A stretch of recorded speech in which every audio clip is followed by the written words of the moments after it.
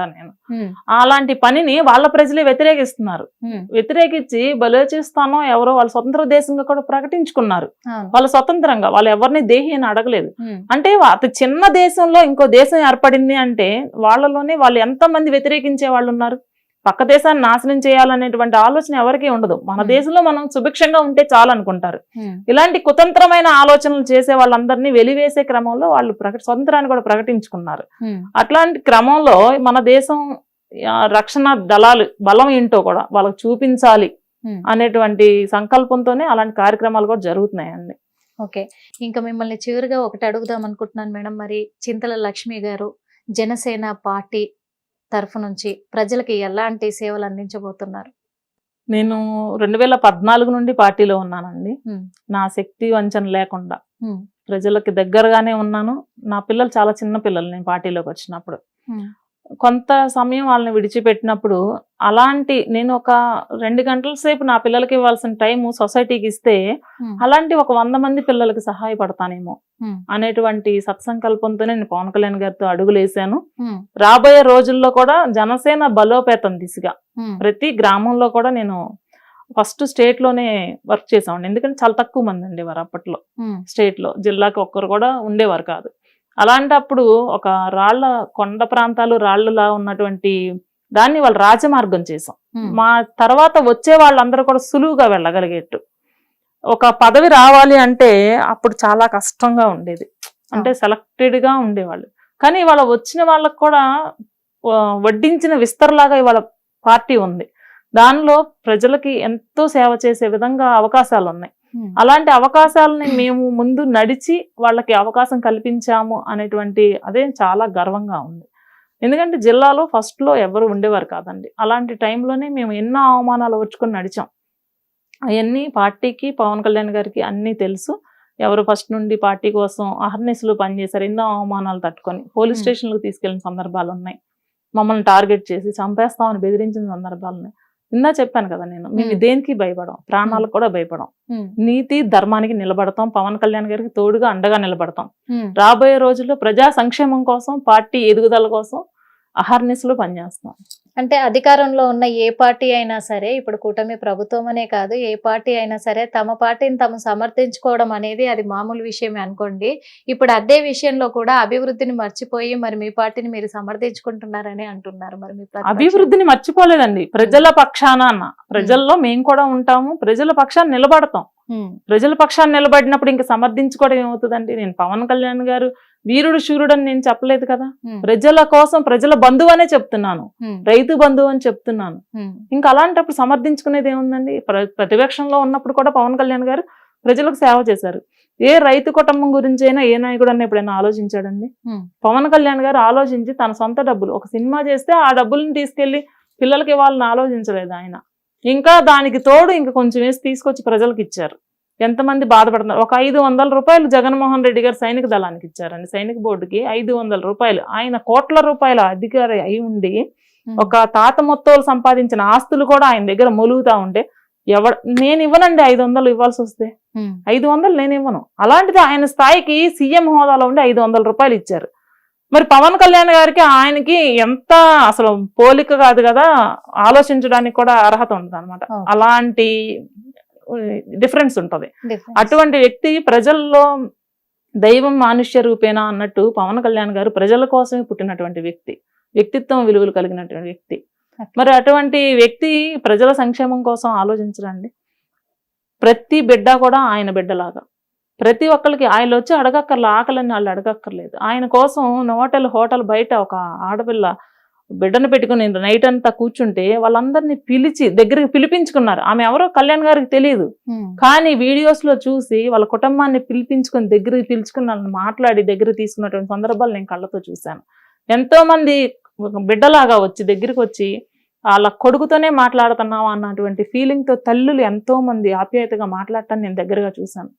పవన్ కళ్యాణ్ గారితో దగ్గరగా ప్రయాణం చేసిన ఎవ్వరూ కూడా ఆయన నిందించే సాహసం కూడా చేయరండి. ఒక 2-3 రోజులు ప్రయాణం చేసినా జగన్మోహన్ రెడ్డి గారు కూడా మారిపోవచ్చేమో అనేటువంటి అంత గొప్ప వ్యక్తిత్వం కలిగిన వ్యక్తి పవన్ కళ్యాణ్ గారు. అలాంటి పార్టీలో పనిచేస్తున్నాం అంటే మరి సమర్థించాల్సిన అవసరం మా మీద ఉంది. ఓకే, సింపుల్ గా 1 word లో కొంతమంది గురించి అడుగుతా, మీ అభిప్రాయం 1 word లో చెప్పండి. ముందుగా ఏపీ ప్రభుత్వం నుంచే మొదలు పెడతాను. చంద్రబాబు నాయుడు గారు అంటే చంద్రబాబు నాయుడు గారు ఒక సీనియర్ రాజకీయ నాయకుడు, వ్యూహాత్మకమైనటువంటి అడ్మినిస్ట్రేటర్. నారా లోకేష్ గారు, లోకేష్ గారు కూడా. పవన్ మంచి- కళ్యాణ్ గారు పవన్ కళ్యాణ్ గారు మనుషుల కోసం పుట్టిన భగవంతుడు. అంతే. మరి ఎందుకంటే దేవుణ్ణి నేను ప్రత్యక్షంగా చూడలేదు, అది పవన్ కళ్యాణ్ గారిలో చూశాను నేను. ఒక సామాన్య మహిళగా ఉన్నటువంటి నాకు జనసేన అనేటువంటి వేదిక చాలా మంచి రాజకీయ భవిష్యత్తుని ఇచ్చిందండి. ఒక చింతల లక్ష్మిగా ఉంటే ఈవెన్ నా పక్క గల్లీలో వాళ్ళకు కూడా నేను తెలియకపోనేమో, ఇవాళ రాష్ట్రం మొత్తం చింతల లక్ష్మి అంటే ఒక బ్రాండ్. ఆ బ్రాండ్గా క్రియేట్ చేసింది కేవలం జనసేన, పవన్ కళ్యాణ్ గారి. పవన్ కళ్యాణ్ గారికి నా హృదయపూర్వక నమస్కారం తెలియజేస్తున్నానండి. మాలాంటి మహిళలు ముందుకు రావాలంటే ధైర్యంగా వచ్చి పనిచేయాలి. రాజకీయాల్లోకి మహిళలు రారండి, చాలా తక్కువ మంది వస్తారు, అది కూడా భయంతో వస్తారు. మమ్మల్ని కూడా వెనకలాగిన వాళ్ళు చాలా మంది ఉన్నారు. కానీ మేము నమ్మింది భగవంతుడిని. ఆ భగవంతుడి మా కళ్ళ ముందున్నటువంటి వ్యక్తి పవన్ కళ్యాణ్ గారు. దైవాన్ని మేము చూసాము, ఆయనతో కలిసి నడుస్తామని చెప్పాము. ఇవాళ అందరూ కూడా అటువంటి పార్టీలో ఉన్నందుకు మమ్మల్ని చాలా అభినందిస్తున్నారు. అలాంటి పవన్ కళ్యాణ్ గారితో కలిసి పనిచేసే అదృష్టాన్ని ఇచ్చినందుకు పవన్ కళ్యాణ్ గారికి పాదాభివందనం తెలియజేస్తున్నానండి. జగన్మోహన్ రెడ్డి గారు నరరూప రాక్షసుడు అని చెప్తానండి. నరరూప రాక్షసుడు అంతే, ఇంకా మరి నో వర్డ్స్. అంత పెద్ద డైలాగ్ ఇచ్చారా? అంతే, ఇంకా అసలు Okay. పోల్చడానికి కూడా ఏం లేదు రాంబాబు? ఆయనకి. ఇందా చెప్పాను కదండి, బంధులు చామంతుల లిస్ట్ లో వీళ్ళందరూ ఉంటారు. వీళ్ళందరూ ఉంటారు. ఓకే, రోజా గురించి ఏం చెప్తారు? రోజా అది బాజాలు వాయించుకోవడానికి తప్ప ఎందుకు పనికిరాదండి. ఒక ఎందుకు? మనం ఏదన్నా ఒక వస్తువుని చూసి అసహించుకుంటాము, ఈ రోమాలు నిక్కబొడుచుకుంటూ అసహించుకుంటాం చూసారా, అంతకన్నా కూడా తక్కువ అన్నమాట. అంతే, ఆ లిస్ట్ లో పెట్టేశారు ఇంకా సింపుల్ గా. ఓకే, ఇక్కడ తెలంగాణ పొలిటీషియన్ల గురించి అడుగుతాను. ముఖ్యంగా ఇక్కడ తెలంగాణ రాష్ట్ర ముఖ్యమంత్రి గారు రేవంత్ రెడ్డి గారి గురించి ఏం చెప్తారు? రేవంత్ రెడ్డి గారికి చిన్న వయసులోనే రాష్ట్ర ప్రజలు పట్టం కట్టారు. అది నిలుపుకుంటే బాగుంటుందని నేను అనుకుంటున్నా. పెద్దగా మాట్లాడను నేను తెలంగాణ రాజకీయాల గురించి. ఓన్లీ వాళ్ళ గురించి అభిప్రాయం, అందుకే 1 word లో అడిగాను. అందుకే కేసీఆర్ గురించి ఏం చెప్తారు? కేసీఆర్ గారు విజన్ ఉన్న నాయకుడు. ఎందుకంటే తెలంగాణ రాష్ట్రం విడిపోయినప్పుడు బలంగా నిలబడ్డారు, ప్రజల కోసం కూడా చాలా సేవ చేశారు. కేటీఆర్ గారు? కేటీఆర్ గారు తండ్రి బాటలో నడిచేటువంటి వ్యక్తి. కవిత గారి గురించి చెప్పండి. కవిత గారు వచ్చేసి ఈ సారా దుకాణాలు నడుపుకుంటే బాగుంటదేమో అనుకుంటున్నాను. ఎందుకంటే మా ఆంధ్ర రాజకీయాల్లోకి వచ్చి, ఎక్స్పెషల్లీ జనసేనలోకి వచ్చి మరీ మాట్లాడుతుంది ఆవిడ. నేను తెలంగాణ రాజకీయాలు నేను ఎక్కువ మాట్లాడను అని చెప్పాను. కానీ ఆవిడ అలా కాదు, అక్కడ కూడా వచ్చి ఏదో పార్టీ జెండా పాతుకుంటే పాతుకోవచ్చు, కానీ మేము పాతుకోవద్దు అనలేదు. ఏదో ఇష్టం వచ్చినట్టు మాట్లాడటం అనేది ఒక మహిళకి కరెక్ట్ పద్ధతి కాదు. ఎందుకంటే కోపతాపాలను కూడా కంట్రోల్ చేసుకుని అధిగమిస్తాం మనం. భూమాతకి ఎంత సహనం ఓర్పు ఉంటుందో అంతకు మించి ఉంటది. మరి లిక్కర్ మాఫియాల్లో జైలుకి వెళ్ళిందంటే ఇంకా అసలు ఆమె మానసిక పరిపక్వత ఎంతవరకు ఉందనేది మనం ఆలోచించుకోవచ్చు. అలాంటి ఆవిడ కూడా జన సైనికుల గురించి ఒక్క సైనికుడి గురించి మాట్లాడే అర్హత కూడా ఆవిడకి ఉండదు. పవన్ కళ్యాణ్ గారు అంత మహోన్నతమైన వ్యక్తి గురించి మాట్లాడితే మాత్రం ఖబర్దార్ కవిత గారు. ఖబర్దార్ కవిత గారు. ఖచ్చితంగా. ఓకే, ఇంకా అన్ని రాష్ట్రాలకు సంబంధించి అధినాయకుడు మరి మన పిఎం మోడీ గారి గురించి ఏం చెప్తారు? Dare and dynamic person. అంతే. ఆర్టికల్ 317 రద్దు చేసుకున్న గొప్ప వ్యక్తి. గొప్ప వ్యక్తి. 3 తలాక్ చేశాను ధైర్యం ఎవరికైనా ఉందండి? మన జాతీయ జెండాని తీసుకెళ్లి అక్కడ బార్డర్ లో ఎగరేయగలిగారంటే అది ఏ ప్రైమ్ మినిస్టర్ వల్ల కాలేదు. అలాంటి దమ్మున్నటువంటి వ్యక్తి. ఓకే, చివరిగా మీకు నచ్చిన హీరోయిన్? విజయశాంతి గారు అంటే ఇష్టం అండి నాకు. మూవీస్ పరంగా ఇష్టం, రాజకీయ నాయకురాలుగా కూడా ఇష్టం. హీరో అయితే పవన్ కళ్యాణ్ గారు ఇష్టం. హీరోగా పవన్ కళ్యాణ్ గారే, నాయకుడిగా పవన్ కళ్యాణ్ గారు. ఓకే, చివరిగా చింతల లక్ష్మి గారి గురించి ఏం చెప్తారు? నా గురించి పెద్దగా చెప్పుకోవడానికి అయితే ఏం లేదండి. ఒక సామాన్య రైతు కుటుంబంలో పుట్టాను, రైతులకు సేవ చేస్తా వచ్చాను. రాబోయే రోజుల్లో కూడా రైతులకు సేవ చేయాలనుకుంటున్నాను. ఎందుకంటే రైతు కుటుంబంలో పుట్టావు కాబట్టి కేవలం రైతుల గురించి ఆలోచిస్తావా అంటే, వాళ్ళు పడిన బాధలు నేను దగ్గరగా చూసి వాళ్ళ కష్టాన్ని, వాళ్ళ స్వేదాన్ని రక్తంగా మార్చినటువంటి ఆ తిండి నేను తిన్నాను.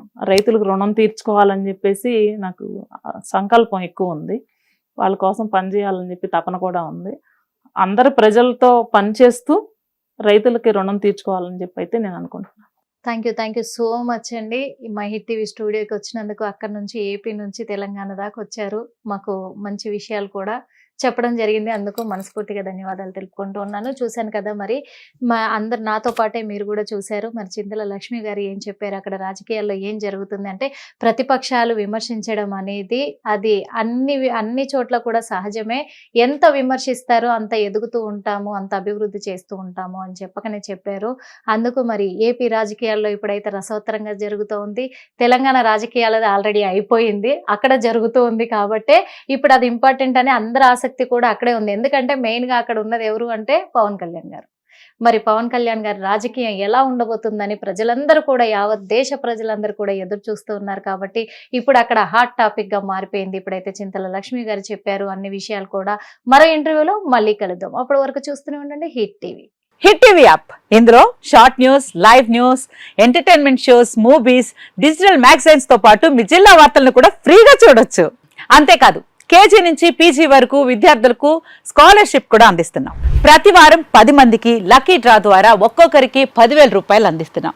ఇంకెందుకు ఆలస్యం, వెంటనే హిట్ టీవీ యాప్ ని డౌన్లోడ్ చేసుకుని ఫ్రీగా ఎంటర్టైన్మెంట్ పొందండి. Hit TV app. Hit TV app.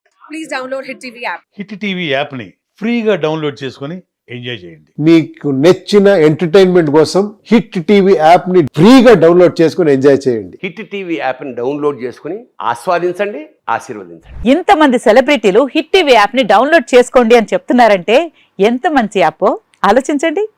America America America అమెరికాలో చదవాలనుకునే వాళ్ళకి విశ్వసనీయమైన పేరు మన శౌర్య కన్సల్టెన్సీ. UK లో 1 year masters. UK లో 1 year masters. 2 years work permit up to 5 years visa. Contact Saurya Consultancy. Contact 89851 89851.